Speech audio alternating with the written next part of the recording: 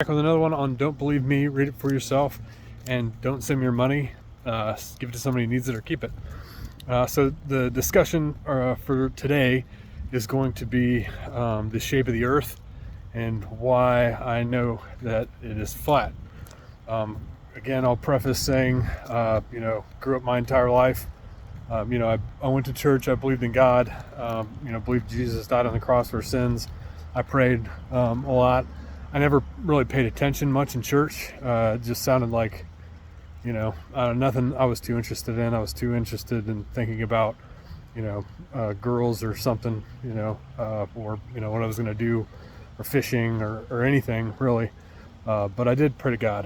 One thing I never heard in church discussed was, the shape of the earth or anything. I was, grew up believing, I always wanted to be an astronaut.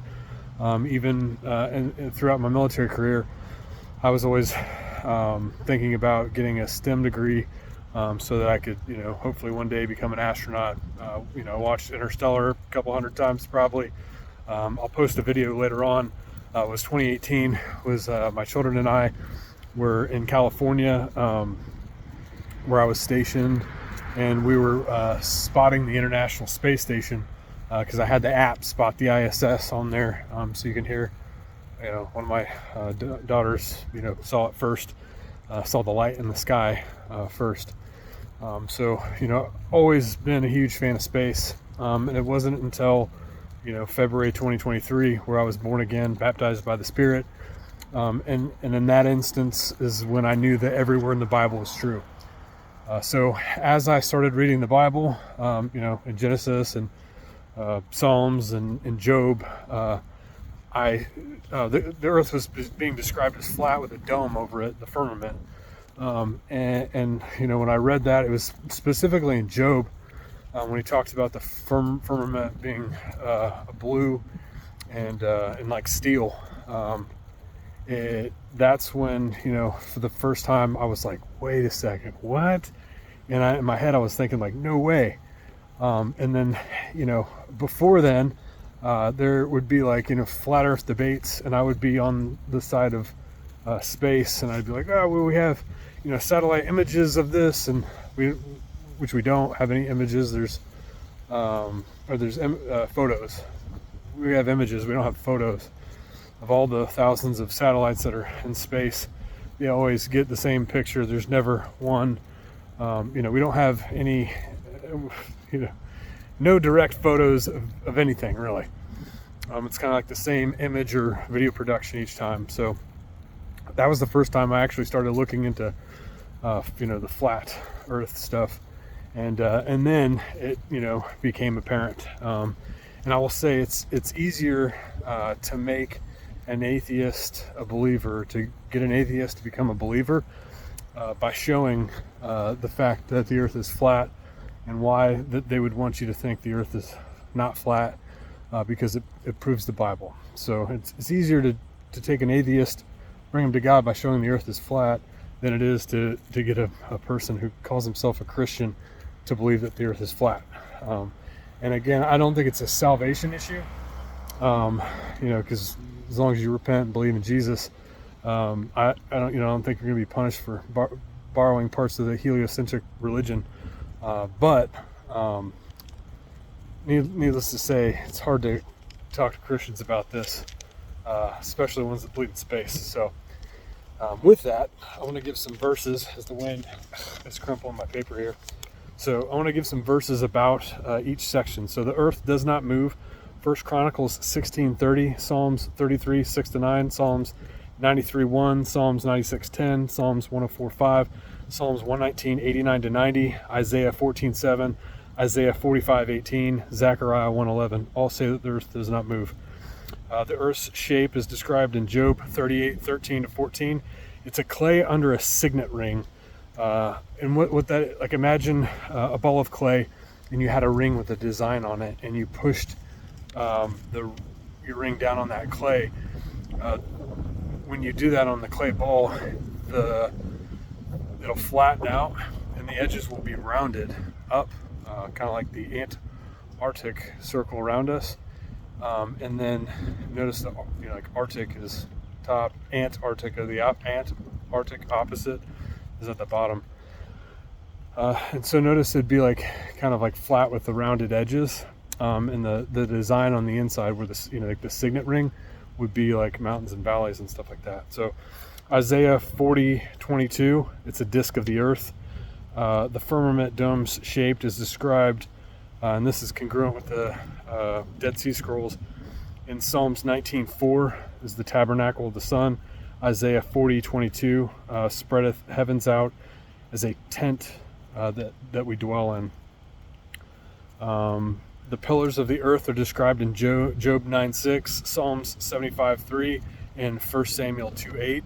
The tides and winds caused by the sun and the moon and the cold force storehouses, the vents and the treasuries, and the firmament dome are described in Job 37:9-12, Psalms 135:7, Ecclesiastes 1:5-6, and Revelation 7:1. Jeremiah 31-35, and Jeremiah 10:13, and Jeremiah 51:16. The heavens are stretched out like a tent curtain with its pillars, stakes, and spread earth like a potter's plate, and laid the flat foundations of the earth like a cottage. This is evident in Job 9:8, Psalms 104:2-5, Isaiah 40:21-22, Isaiah 42:5, Isaiah 44:24, Isaiah 45:12, Isaiah 51:13 and 16, 2 Samuel 22:8, Psalms 18:7 and 15, Psalms 82:5, Job 38:4-7, Isaiah 24:18-20, Isaiah 48:13, Proverbs 8:29, Micah 6:2, Psalms 102:25.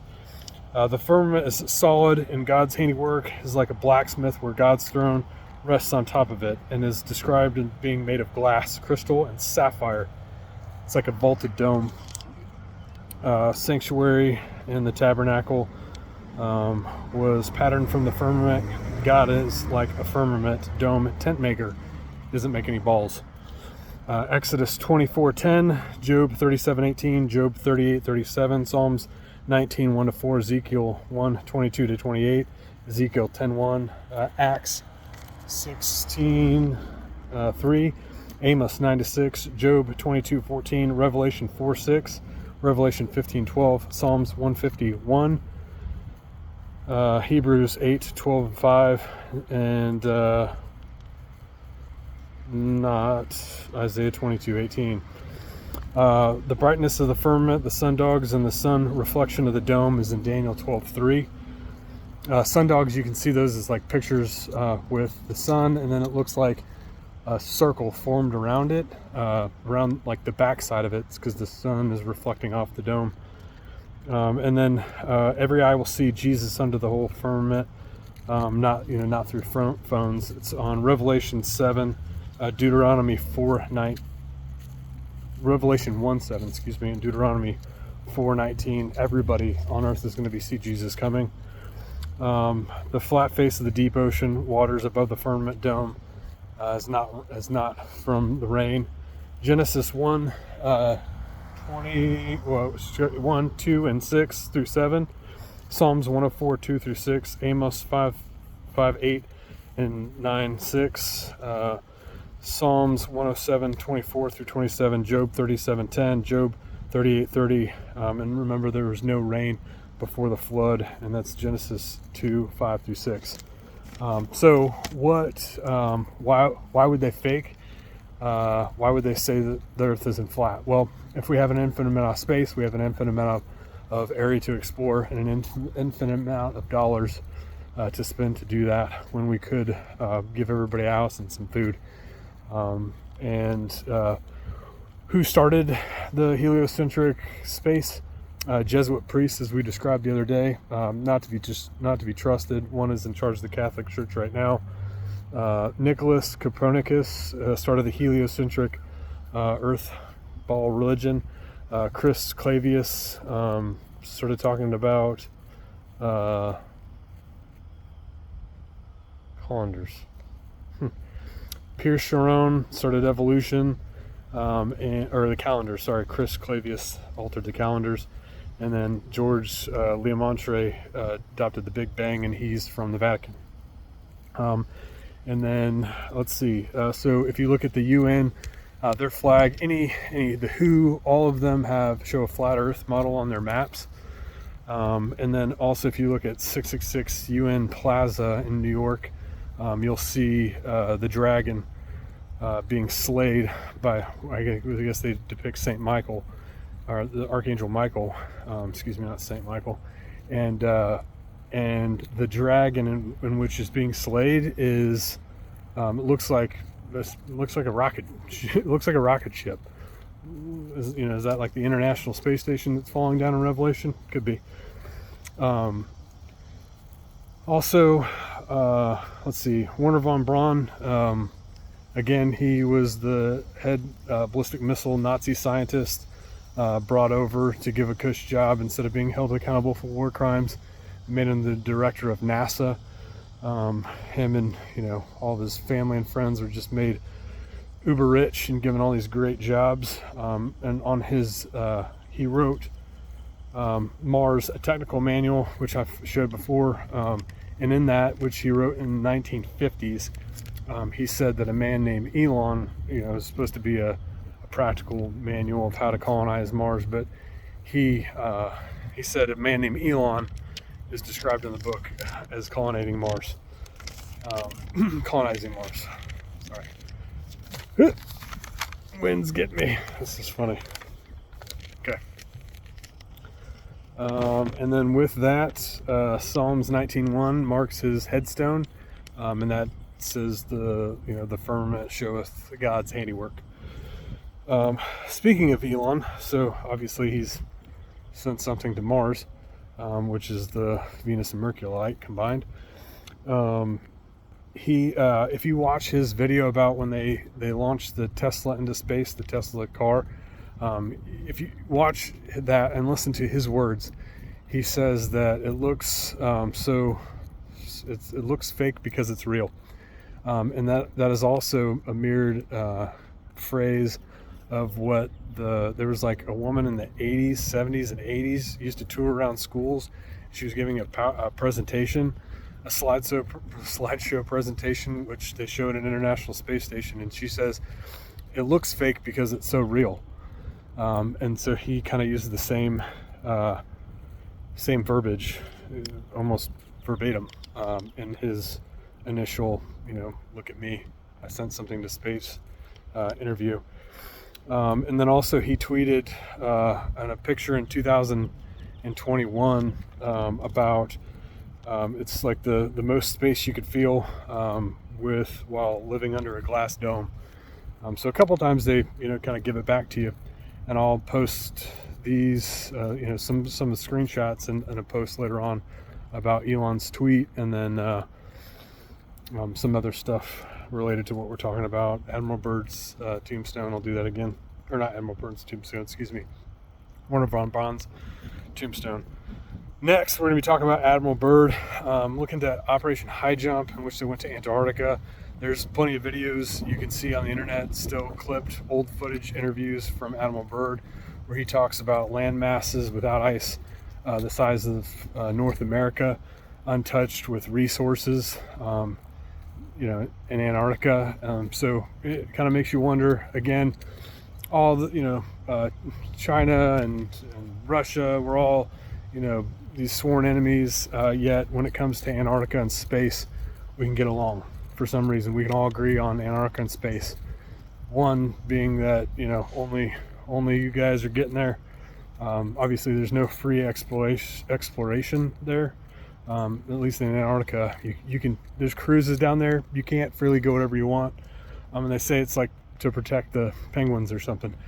But we can't agree on anything. We're sworn enemies, but we can all agree that citizens can't go to Antarctica to look around. Same thing with the North Pole. You can't go there. There's no free expeditions. You can't free roam around there.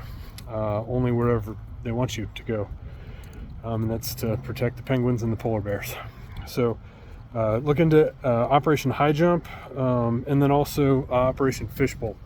Operation Fishbowl was when they were shooting nuclear missiles the ballistic missiles that von Braun helped create to the top of the firmament and exploding. You can go on the Charlie India Alpha .gov website and check out studies about the firmament. You'll see the firmament listed in there. You'll see how they had objects hit it to measure the wave, the impact wave that was created by it. And then anytime, you can kind of see this also confirmed in any SpaceX launch. You got one of two things that's going to happen in a SpaceX launch. It's either going to hit the dome and explode, or it'll graze the surface of it, and you can see it looks like a boat, skimming across the water. Like if you were having an aerial photo or footage of a boat going across the water, that's what the rockets look like, skimming across the surface. And why is that? I mean, who knows? But one thing is pretty interesting is they say that the temperature of space is like negative 450 degrees or something like that. O2 freezes at like 350, and nitrogen freezes at 300 some odd degrees as well. So if our atmosphere is made up of oxygen and nitrogen, and those three at 300 freeze at 300 some degrees, and they say space is 400 degrees, then science would tell you that they're frozen solid before space. So something else to look at. Again, don't believe me at all. Read the Bible for yourself, the verses. I'll post them in there in the comments. Read them and pray for discernment. And all else fails, go on usaspinning.gov and just look at all the contracts that NASA gets, and read it for yourself.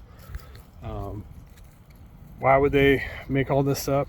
To obviously, one, to make the Bible look like it's not true, and then B, they've got an infinite amount of places to explore, and they can just make it up as they go along. So don't believe me, read it for yourself. Don't send me your money, keep it or give it to somebody who needs it, and God bless you.